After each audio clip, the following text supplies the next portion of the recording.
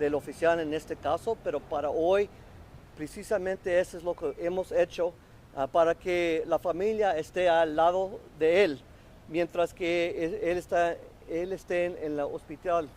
Y incluso vamos a esperar hasta que los oficiales, o sea, el Departamento de Policía, presente este caso en nuestra oficina y vamos a revisar todo, incluso el video, para hacer la decisión si vamos a presentar este caso a un gran jurado, que le dicen en inglés un grand jury, y vamos a ver. ¿Ok? What was the pivotal thing you saw on the video that led you to make this decision? Well, it's always a concern of mine that officers act with an eye toward whether or not they believe that they have to use deadly force.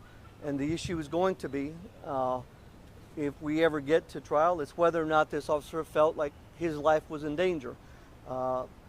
We won't make that decision until we have all the evidence, but certainly the video that I saw, and again, remember I said that this case was accepted by our office before we even saw the video. But what was disturbing to me is that at the moment that the officer fired and then continued to fire, it didn't appear to me that his life was in danger.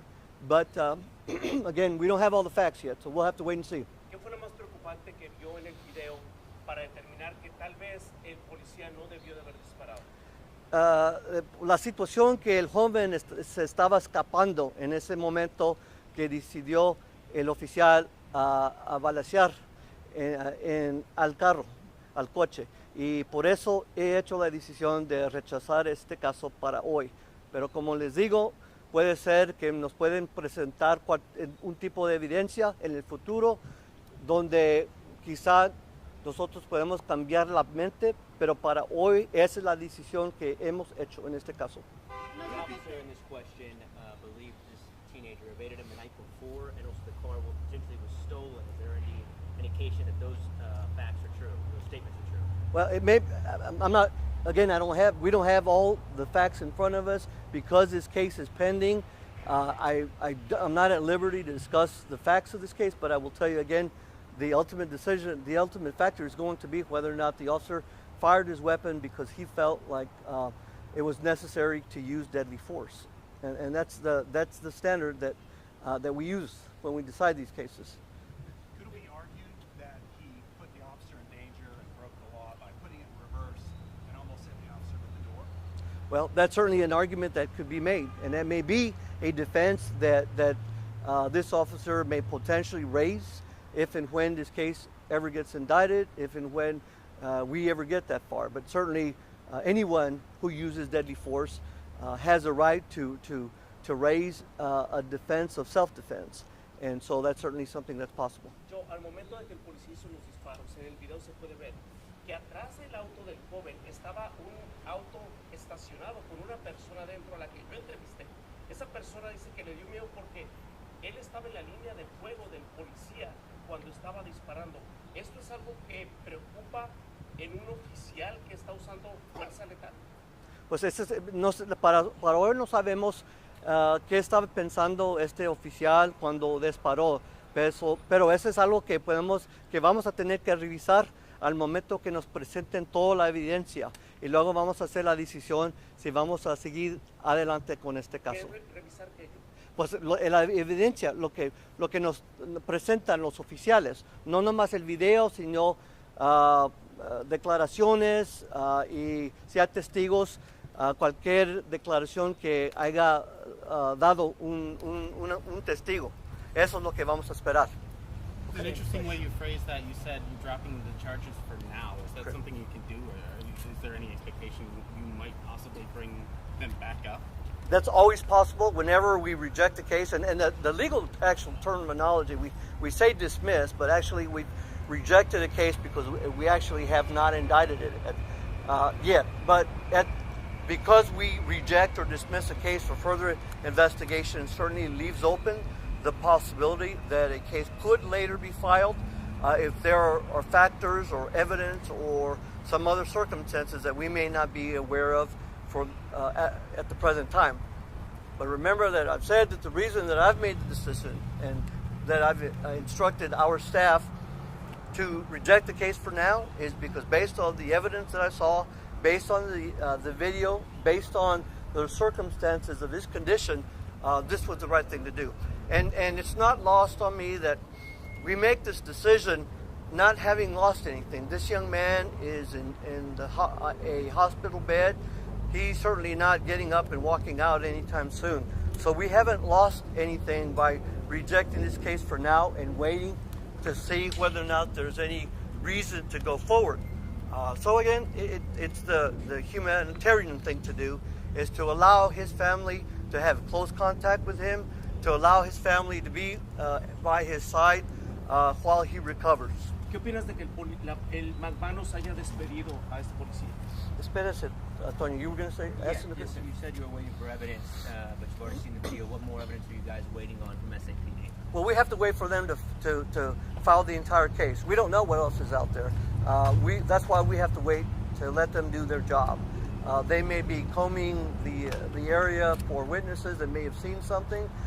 There may be some other physical evidence that may be critical in this case. And so that's why we have to give SAPD time to investigate this case. You said you're doing this so the family can have close contact with their son.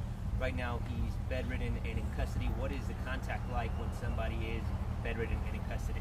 When someone is in medical care but is in custody, there's limited contact that is allowed. That's under the jurisdiction of the sheriff's office. And let me tell you that I commend Sheriff Salazar for doing his part to try and relax those conditions so that the family could have had contact or can have contact with this young man. Again, it was a humanitarian gesture because this young man is in critical but stable condition. He's not. There's no risk of him escaping. It's not like he can get up and run away, so that's why we've made the decision for now to dismiss this case. ¿Cuál fue qué piensas de que William McManus lo haya retirado, lo haya despedido? ¿Y por qué es bueno que este muchacho esté viendo a sus padres?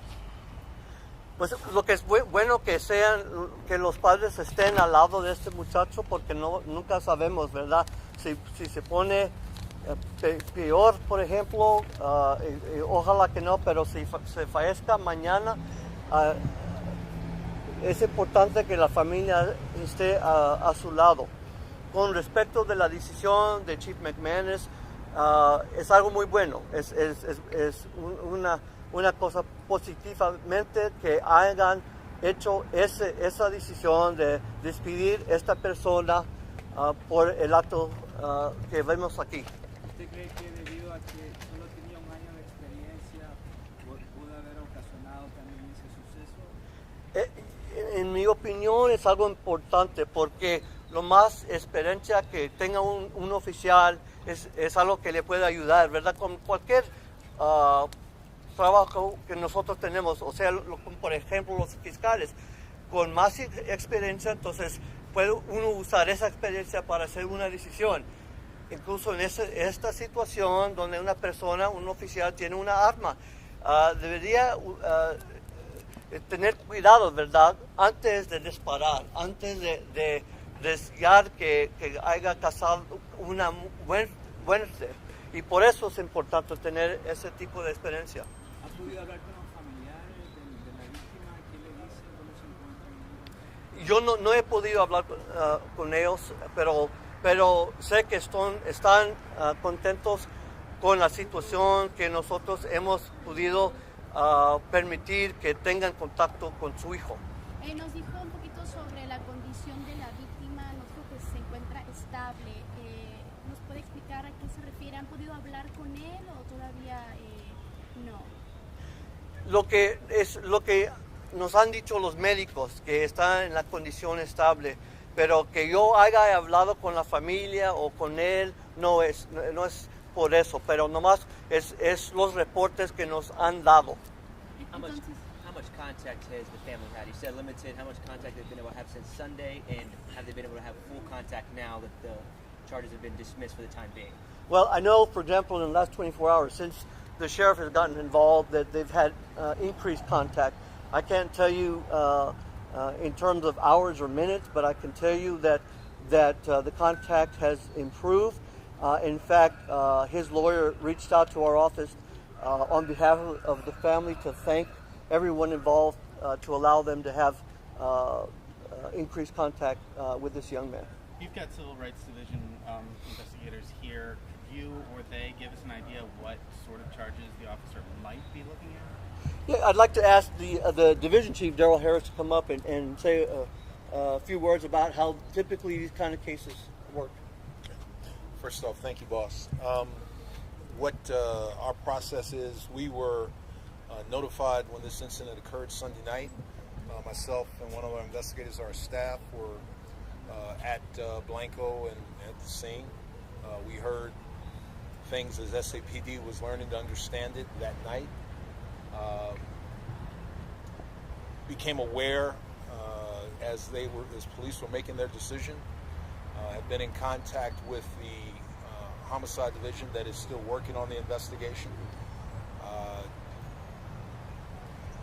And towards the previous question about the evidence that comes in, the ultimate decision to charge, like any case, will come from the investigating agency.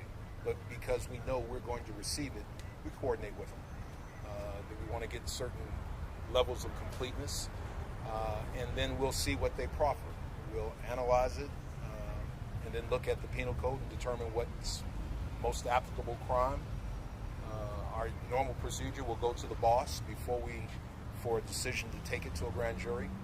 I would also tell you that, consistent with everything we've had contact with the family, we've talked with Mr. Cantu's attorney to make ourselves available to his family when they're ready to talk with us as a potential crime. That is also consistent with our policy to bring the family of the citizen into the process at an earlier stage. And from there, I'd be getting way ahead of myself to speculate on any possible conclusions with all of it. Just that the process we've tried to develop since we established, we're following it. Given what you've seen so far, when the information does come on, do you feel like you'll have a good case? Good is ultimately determined by both a grand jury or a trial jury. Our assessment will be the appropriate crime. Does the evidence meet the elements such that we could take it to a grand jury and charge it? And then can we put that evidence together to a level where we can convince 12 pettit jurors, if it comes to that, that they should find somebody guilty of whatever the charge is? Any indication of what those charges might look like? I'm sure everyone here, and again, I don't want to speculate. We know a deadly weapon was used. That's aggravated assault with a deadly weapon. There are certain enhancements by the statute given the officer's stature. Beyond that, and those are just clear from what everyone has seen once PD released the video. The fact that you're here, you were invited by Mr. Rosales to be here as the Civil Rights Division chief, means obviously that there is probably a case to be followed by the actions of this officer. With your experience, with what was your assessment as soon as you saw what you saw? Again, per our process, and we get notified. We were notified on the incident that occurred yesterday afternoon. We go, we listen as law enforcement is determining the facts. We coordinate with them as they conclude their investigation, then we make a review. So my assessment is what I heard Sunday night. We learned through the release of the video, and then you hold that up with what you heard. The fact that the department has already made a decision, that is a data point, but I don't want to get ahead of myself to say that the evidence with the case filed gets us everything we need. I'm not saying it won't. I'm simply saying I can't give you an assessment because I don't have it all yet. Has SAPD given any date as to when they think they'll be ready to file that report? just wait for the Amber Alerts to stop on everybody's phone? Towards that question, that we don't operate by dates or timeline. What we want is completeness. Does none of us any good that we get to a certain point, there's a question that we can't address, and then we have to go back and open things up. So we do talk with and work with them to look at what they're gathering, what level it is, can we get better. So there's not a date thing, it's a completeness and an accuracy standard. How long it can take to complete the whole leadership? Again, there's no end state, it's completeness. Now, this is an unusual circumstance because the department made a decision that started a process 2 or 3 days in. That gives us the time then to work with them as they complete the investigation. Instead of it gets filed, we review it, we develop questions, and now we have to go back and reopen. So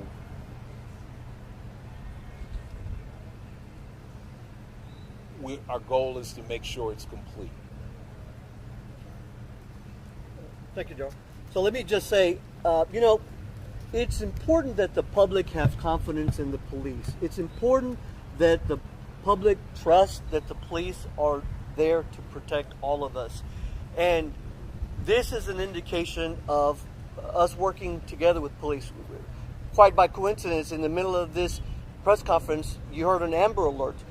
The idea behind an Amber Alert is to have the public assist law enforcement in helping recover someone that possibly may be lost or may be abducted. That's the whole idea here in us having faith in our law enforcement. And as I said before, the large majority of our law enforcement community are good officers.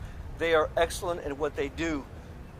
But when something happens that requires they take action, that then results in us reviewing a case that may rise to the level of misconduct, may rise to the level of a crime, then we have a job to do. And certainly we're going to do that, because the ultimate goal here is for all of us to understand and appreciate that when we charge an officer with a crime, it is a very serious matter and we take it very seriously. But we do that because I have made a commitment to this community that there is no one that is above the law, and we will hold everyone accountable, even members of law enforcement. ¿Cuáles serían los cargos más obvios, señor González?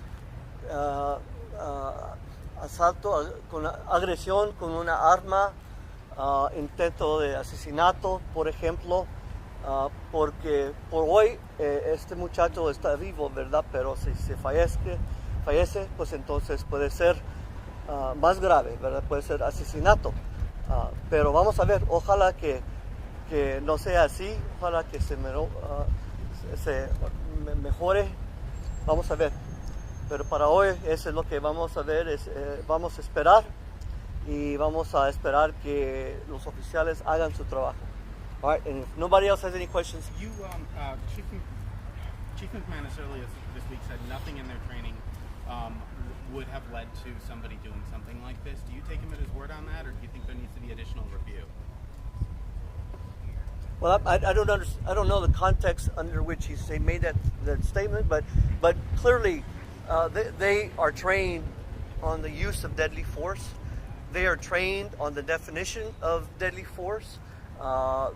They are trained on responding to circumstances where they believe their life, where they are in fear for their lives. That's, again, as I mentioned, the standard. That's what we will be looking at, is whether or not this officer believed that whether or not this officer feared for his life.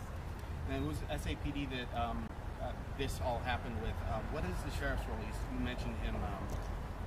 The sheriff's role in this case was as an administrator of the jail, because this individual, this young man, is in custody. He's recovering at a local hospital, but he's still in the custody of the Bexar County Sheriff's Office. So they're the ones that determine issues like visitation, like moving him from one area to the other. And that's why I mentioned that the Sheriff's Office was instrumental in relaxing those restrictions so that the family could have some contact with this young man. Do you expect it to be a bit of an additional comfort that the family can see this young man without sheriff's deputies around hovering?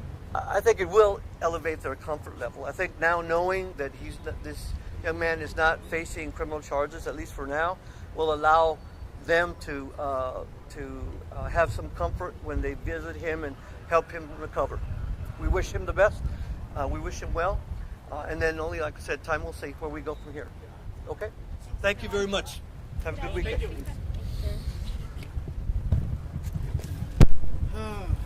Okay.